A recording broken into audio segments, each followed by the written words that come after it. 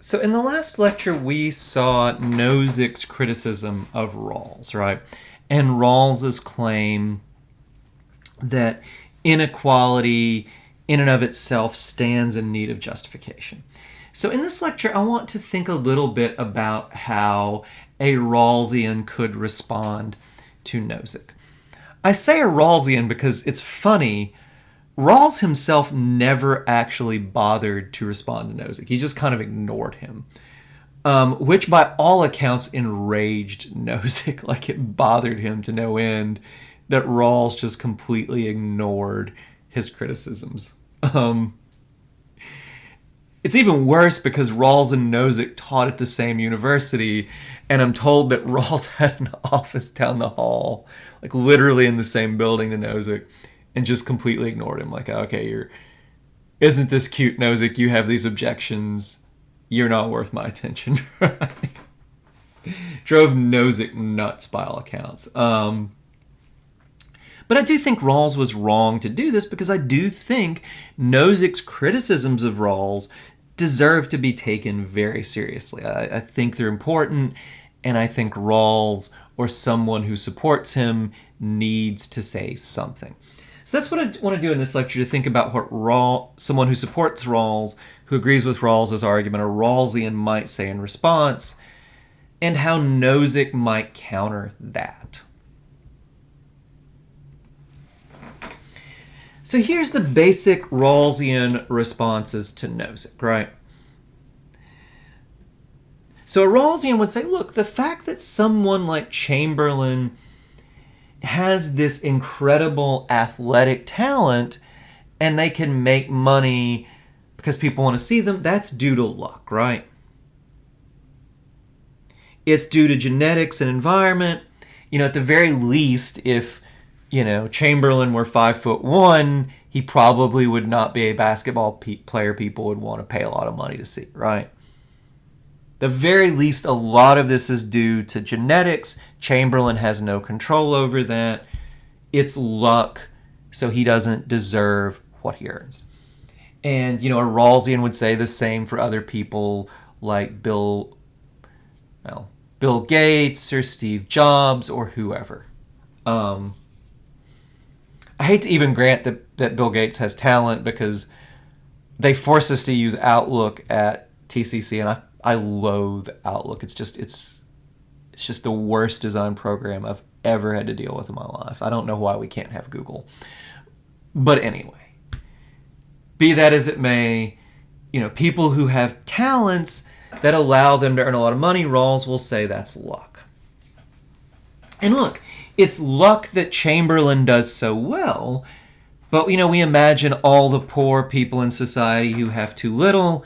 Rawls would say, well, that's also largely due to luck, bad luck on their part, right?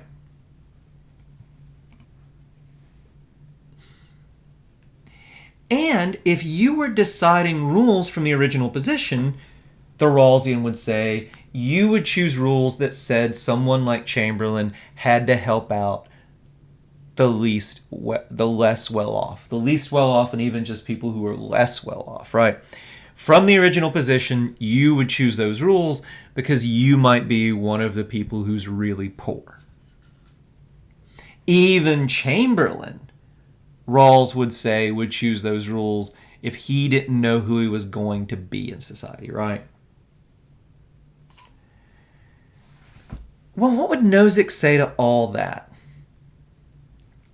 Well, I think just one thing is the mere fact of luck doesn't create an obligation to help. And the mere fact of luck doesn't mean that one person has any claim to another's property, right? If I get a lot of money or resources through good luck, it doesn't mean that I owe somebody else. And if somebody else has bad luck that's completely unconnected to me, it's really weird to say they have any claim on my resources, right? I mean, imagine this, right? This actually happened to me, right? So, some friends of mine and I were in a trivia competition. We played local pub trivia. We won the local one, so we get to go to the finals in Tunica, Mississippi. Mississippi's answer to Las Vegas, which is not a great answer to Las Vegas, right? But anyway. So Tunica, Mississippi, this was taking place in a casino. And so, before our trivia game, everybody decides to gamble a bit, right? Some of my friends think they're really good at cards. I don't know how good they really are. They go and play and they lose a few $100s playing cards. My wife and I, we know we're not any good at cards. We know that we're not like master gamblers. So we're just like, okay, whatever. We're going to take $20 each and we're going to play the slots and we're going to go back to our room when we're done, right? Well, lo and behold, our friends play cards. They lose their money.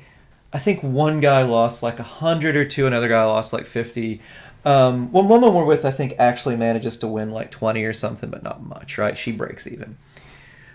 But my wife and I actually get really lucky. We're playing these slot machines, which most people will tell you is just a way to just set your money on fire, which maybe they're right. But we actually won something like $300 or $400, right? We're about $10 in, and this weird Hawaiian themed slot machine starts doing all this crazy stuff, and I'm like, well, I don't know what's going on. And my wife's like, I think we won. And I'm like, we didn't win. And then, we actually won, right? My point for telling this story is the fact that we now have $400 and our friends now have minus 50 and minus 150 is all due to luck. We got lucky. They weren't lucky, right? That's what gambling is. It's luck.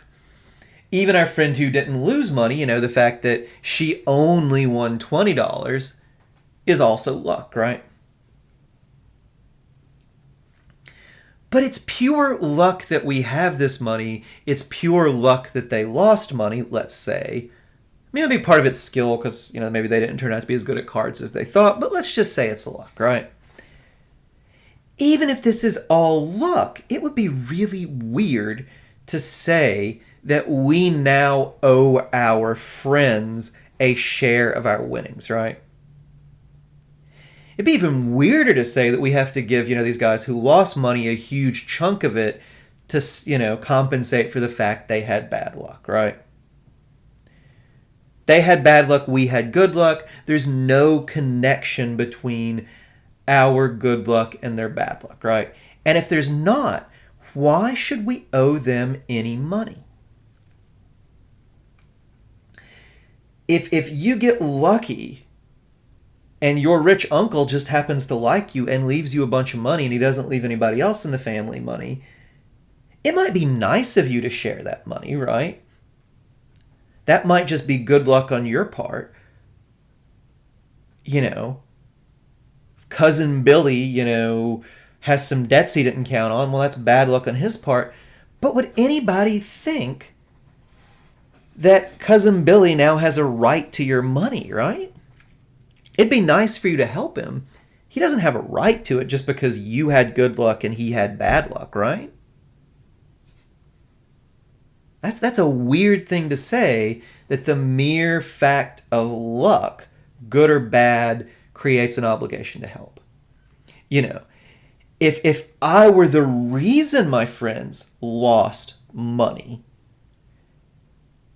if there was something like I suggested we play poker and they lost money at poker, then maybe you could say, maybe you owe them something, right? Or if they were playing brilliantly and somehow I ruined their game, yeah, maybe then you could tell a story. But if I have no connection to the fact they've lost money, and they have no connection to the fact I've won money, how in the world do I owe them anything, even if it is just luck, right? It's a weird thing to say.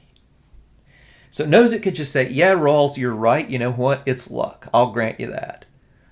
But you know what? You're wrong that the fact of luck means that one person owes another. Well, then Rawls might say, well, what about my hypothetical consent, right? From the original position, it would be rational to choose principles that say that Wilt Chamberlain owes the less fortunate. Well, I think Nozick would just say, and there's a lot of punch to this, who in the world cares what it would be rational to choose from some hypothetical situation? Why is that even important, right? Imagine that after me and my wife win our money at the very depressing casino in Tunica, the Dr. Thunder knockoff version of Vegas, right? It's really, if you want to gamble, I do not recommend Tunica. It's kind of depressing. But anyway, after we win our money, imagine that one of our friends says, well, if we didn't know which of us were going to win, but we knew that a couple of us would lose $50 and $150, and we knew that two of us would win $200 each, well, wouldn't we agree to split the money in a fair way so nobody has lost any money and everybody wins a little something? None of my friends said that, right? They're just, But imagine that, one of my friends was real clever and said that. He's like, okay, you're going to give me the money, right? Right? If we subtract the 150 from the 270 that was one and all, divide it by 5, what does everybody get? Like $54, right? He's lost the 150, so he says, oh, give me the 204, so we'll all have what we would agree to from the hypothetical situation, right? Would you for a second take that seriously, right? You'd say, yeah, okay, from a hypothetical situation, I might agree to that. You know what? I didn't agree to it, so it doesn't matter what I might agree to from a hypothetical situation. I didn't agree to it. Maybe if we'd told this little story before the trip and we had all agreed that we would split the winnings, then I would owe you some money. But you know what? I don't. And the fact that it would in some sense be rational to from your hypothetical situation doesn't prove I owe you any money now, right? Nozick would just say, hypothetical choice, who cares? Who cares what it would be rational to choose? Doesn't really matter. Real choice is what matters. And then Nozick, just I think stick the knife in a little deeper, would say, and you know what? Not only is it real choice that matters, transactions in a free market, deals in a free market, actually involve real choice. I offer you X amount of money for something, whether it's a car or a book or a baseball card or whatever. Yeah, I'm old, right? Thinking of the days when people would trade and sell baseball cards, but whatever. I offer you X dollars. I choose that this thing you have, maybe it could even be your labor, right? I pay you X dollars to do yard work I don't want to do, or to do my taxes that I don't want to do. And you know what? I choose that X dollars is worth, whatever it is I want from you, and you can choose whether it is or not. If you think it's a fair price, you can accept it. If you think it's really unfair, you can tell me to take a hike. If you think it's kind of unfair, you can negotiate, right? If I offer it, I've chosen that your labor or whatever you own or whatever is worth this amount of money. If you accept it, you've also made a choice that yes, in fact, it is, right? So real choice is what matters, Rawls, and free transactions in a free market involve that kind of choice. So I think Nozick's criticisms of Rawls are pretty troubling for Rawls. I think they're pretty damaging to this whole idea that what we might choose from a hypothetical situation, or some abstract idea of what a fair distribution of resources, income, whatever looks like. They're damaging to the idea that creates any obligation to redistribute resources. Well, but let's look next time whether Nozick actually establishes his stronger conclusion about this so-called night watchman state.